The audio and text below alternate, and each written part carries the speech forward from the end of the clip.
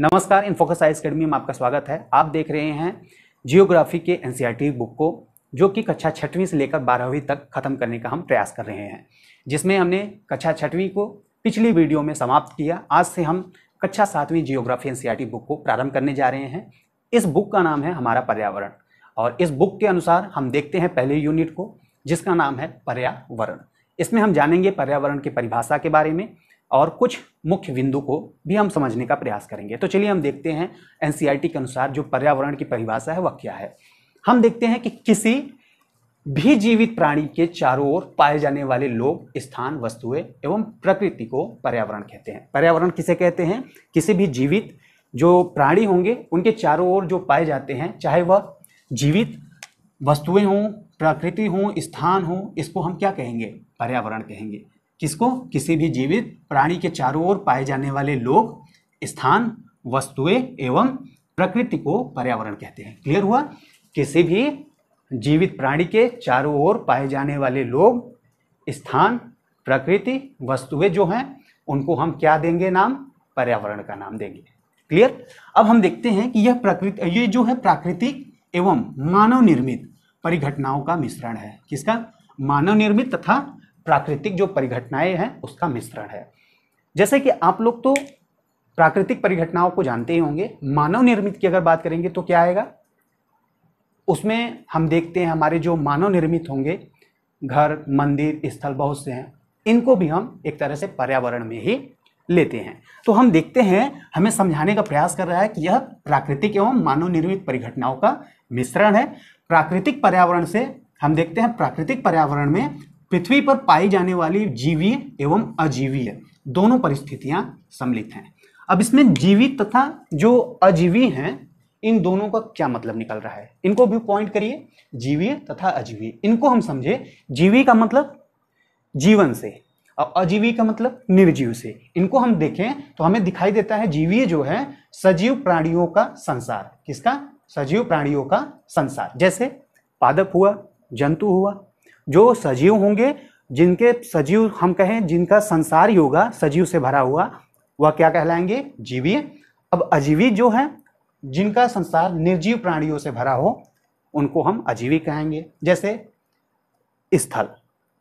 Clear हुआ?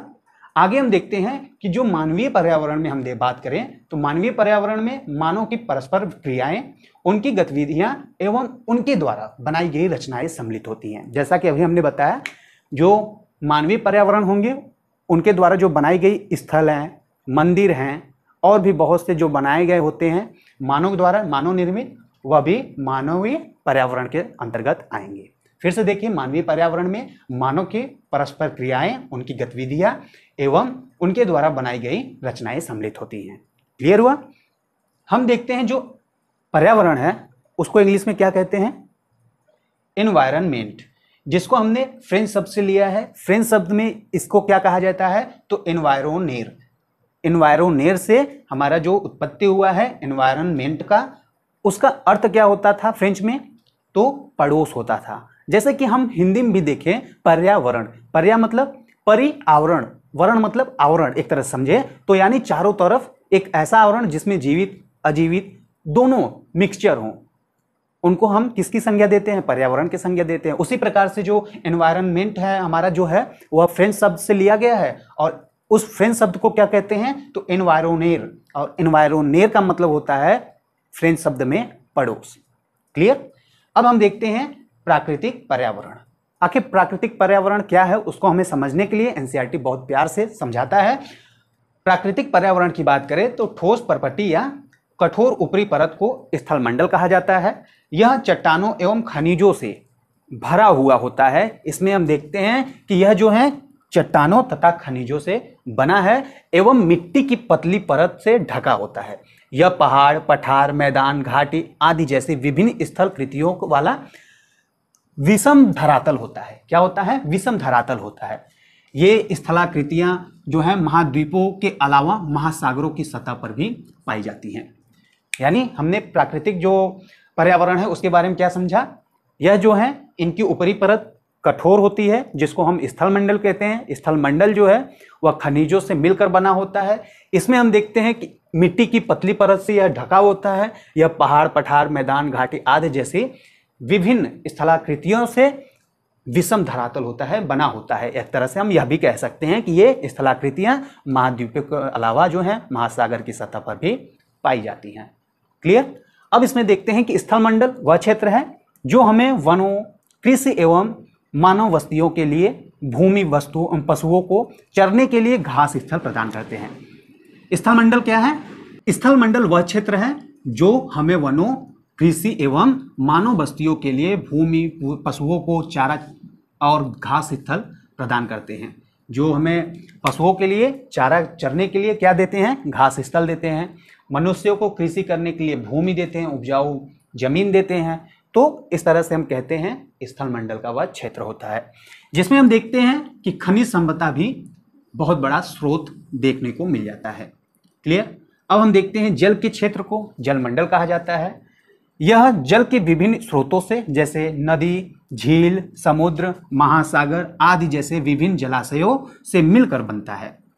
जलमंडल कैसे बनता है? झील, नदी, महासागर, समुद्र आदि ऐसे बहुत सारे विभिन्न जलाशयों से मिलकर जलमंडल का निर्माण होता है।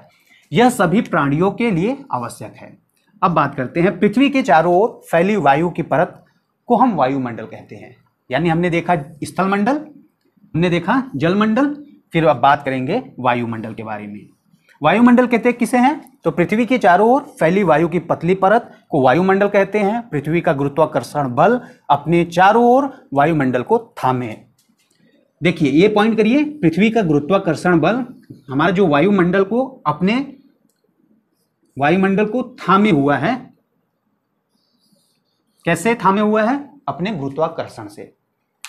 यानी हम कहेंगे जो वायुमंडल है उसको रोकने का कार्य कौन कर रहा है? तो पृथ्वी का गुरुत्वाकर्षण बल। यह सूर्य की झुलसाने वाली गर्मी एवं हानिकारक किरणों से भी हमारी रक्षा करता है। इसमें कई प्रकार की गैस, धूल, कण एवं जलवाष्प उपस्थित होते हैं।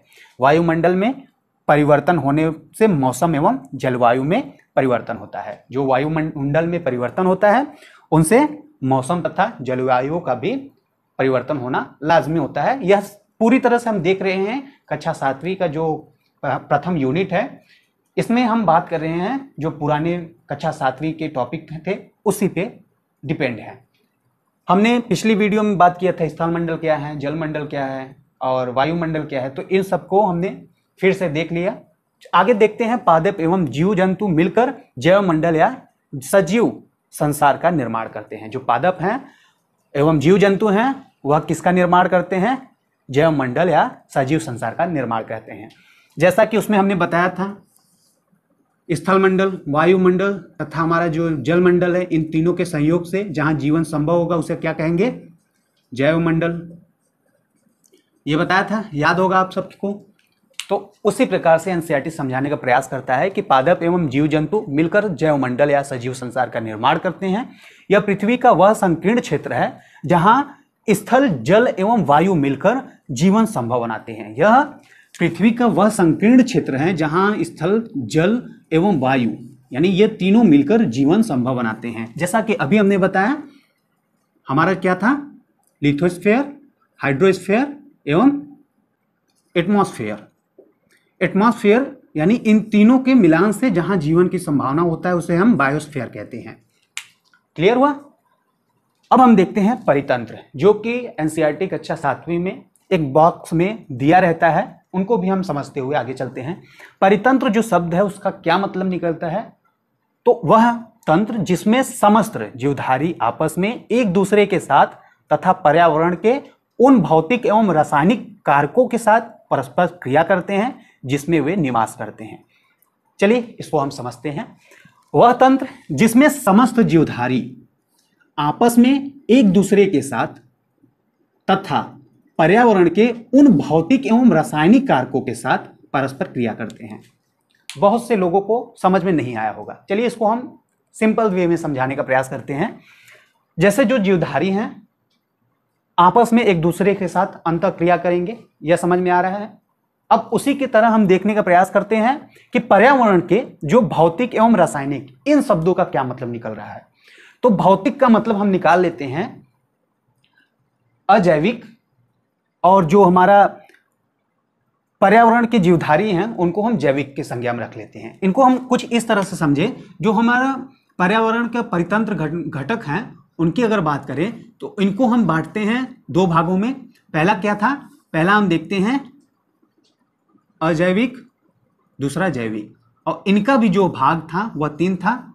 कौन कौन सा, भौतिक, अकार्बनिक, जिसको हम रासायनिक का नाम भी दे सकते हैं, फिर कार्बनिक था।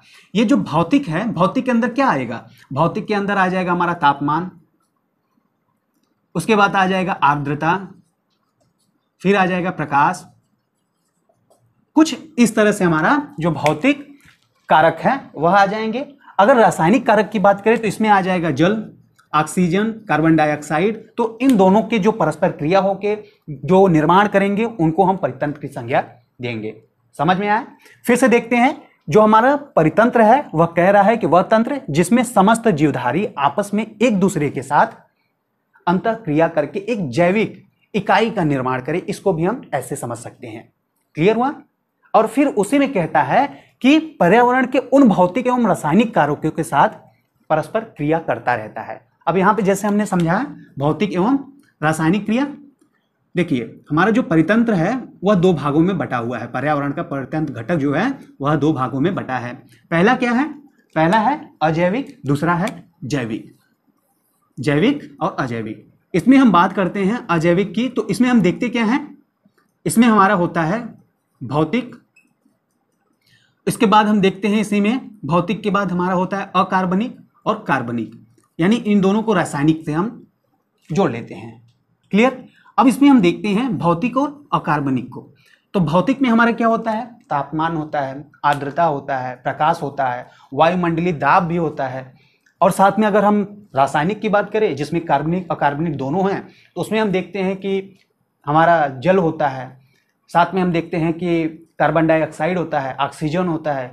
यानी कहें कि इन दोनों की परस्पर क्रिया से जिनका निर्माण हो वह क्या आएगा, वह किस संज्ञा में आएगा, परितंत्र की संज्ञा में आएगा। Clear point? तो उम्मीद करते हैं आपको अच्छे से समझ में आ गया। ये सब ऊर्जा और पदार्थ के स्थानांतरण द्वारा संबंध है। क्लियर? अब हम देखते हैं कि जो 5 जून को हम क्या मनाते हैं, पर्यावरण दिवस। और 5 जून को ही क्यों मनाते हैं, तो आपने देखा होगा कि 1972 में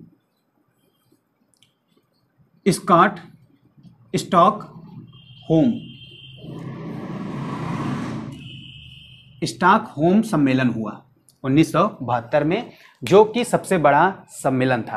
अब बात करते हैं हम कि वस्तु विनिमय पद्धति क्या है। वस्तु विनिमय पद्धति का मतलब कहें कि सामान के द्वारा किसी वस्तु का व्यापार हो। अब सामान के द्वारा किसी वस्तु का व्यापार मतलब उसका अदला बदली करके, उसमें धन का कहीं भी प्रयोग न हो, तो उसको हम वस्तु विनिमय पद्धति कहते हैं।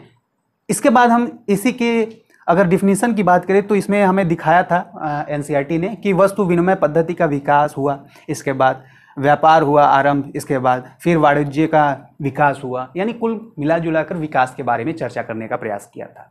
यह जो चैप्टर है समाप्त हुआ। मिलते हैं नेक्स्ट वीडियो में एक नए अध्याय के साथ। धन्यवाद।